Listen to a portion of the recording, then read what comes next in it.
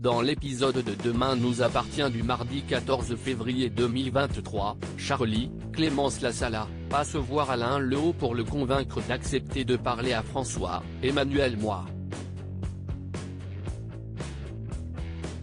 Lehaut la repousse comme il l'a fait avec François, mais Charlie dégaine tous ses arguments et réussit à le convaincre de recevoir son fils. À l'arrivée de François, Alain lui demande s'il est un jour tombé de vélo étant petit. En effet, il fait le même rêve depuis 27 ans, dans lequel un petit garçon se blesse à vélo. De plus, il a parfois des flashs avec l'image d'un kiosque jaune, ce que François identifie comme étant le parc à côté de leur ancienne maison. Alors que François se met à pleurer de joie, Alain lui présente ses excuses pour la veille. Il ne voulait pas le blesser en le repoussant, mais la nouvelle est difficile à encaisser pour lui. Plus tard, François et Charlie cherchent à savoir pourquoi Alain n'a jamais essayé de creuser son passé. Ce dernier explique que l'homme qui lui a sauvé la vie, Patrick Faure, Stéphane Bonnet, lui avait fait comprendre qu'il n'avait pas intérêt à le faire. François explique alors à son père que Patrick ne lui a jamais sauvé la vie. Peu importe, cela appartient au passé et Alain espère bien pouvoir connaître son fils maintenant. Lorsqu'il aura digéré tout ce qu'il vient d'apprendre, il espère même aller jusqu'à 7 pour rencontrer Adam, Alain Lebras. Martin et Raphaël jouent au chat et à la souris au commissariat. Nordine, Youssef Agal, surprend Martin, Franck Monsigny, en train de traîner une application de rencontre. Amusé, le policier confie être tombé sur le profil de Raphaël, Jennifer Loret, qui lui avait pourtant dit qu'elle avait arrêté les applications de rencontre. Nordine encourage son père à liker le profil de l'avocate, mais Martin préférerait que Raphaël le fasse en premier. Pour le piéger, Nordine demande à voir le profil de l'avocate et fait mine de liker accidentellement le profil. Un peu plus tard, Martin croise Raphaël dans le hall du commissariat et lui dit qu'il l'a vu le matin même sur une application de rencontre. Raphaël cherche à savoir si le policier a liké son profil, mais ce dernier réplique qu'elle devra se rendre sur l'application pour le découvrir. À l'heure du déjeuner, Martin retrouve Nordine au spoon et lui demande conseil. Raphaël a liké son profil sur l'application et il ne sait pas quoi faire. Nordine lui conseille d'inviter l'avocate à boire un verre. Après avoir reçu cette invitation, Raphaël se confie à Chloé, Ingrid Chauvin. Elle ne sait pas quoi répondre au commandant, persuadée que ce dernier n'est pas sérieux dans sa démarche.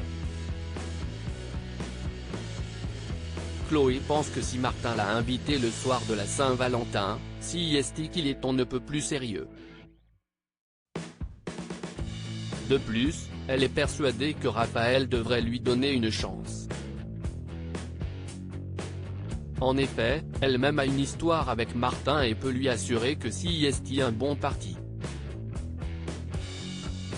Ryan est soupçonné d'avoir agressé Nathan au lever du jour, un pêcheur trouve Nathan, Adrien Gabelet, enterré sur la plage et appelle les secours.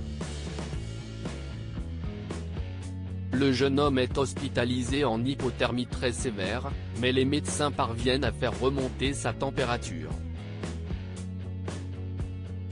Une fois réveillé, le jeune homme accepte de répondre aux questions de Lisa, Naïma Rodrigue. Il confie n'avoir bu qu'un cocktail au spoon, mais ne se souvient pas s'être évanoui.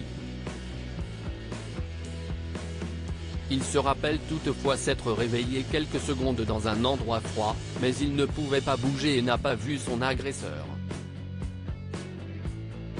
En arrivant à l'hôpital pour rendre visite à Nathan, Dorian, Ryan Hubé, reçoit un SMS de Camille, Elisa et Zedine. Cette dernière ne supporte plus qu'ils se disputent et demande à le voir pour la Saint-Valentin, mais Dorian ignore son message et part voir Nathan. De son côté, Étienne, Patrick Guérino, surprend Bruno Paoletti, Kevin Lévy, en pleine conversation animée au téléphone. Il reproche à son interlocuteur de scène n'être pris à son fils parce qu'il lui doit de l'argent. Intrigué, Étienne file au commissariat pour répéter ce qu'il a découvert à Georges, Maël et la Jaoui. En l'absence d'empreinte sur le panneau portant l'inscription drôle, Damien, Adrien Robe, fait prélever du sable à l'endroit où Nathan était enterré. Il espère en extraire l'ADN de son agresseur.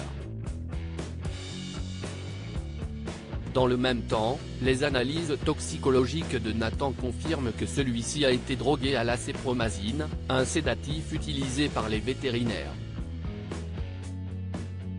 Son agression était donc préméditée.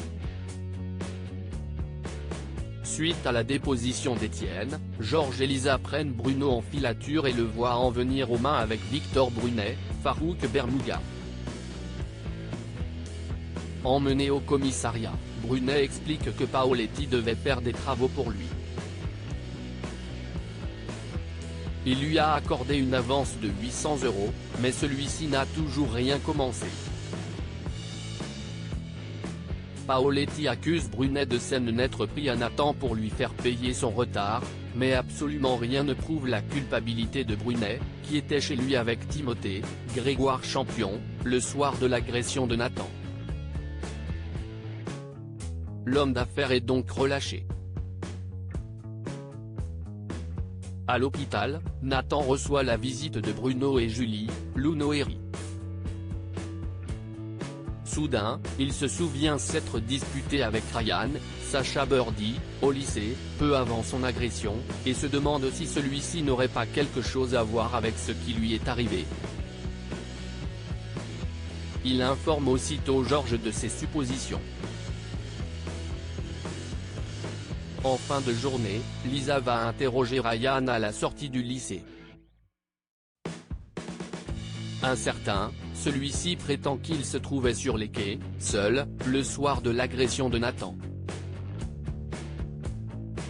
Au même moment, Damien découvre qu'un cheveu retrouvé dans le sable près de là où Nathan était enterré appartient à Ryan.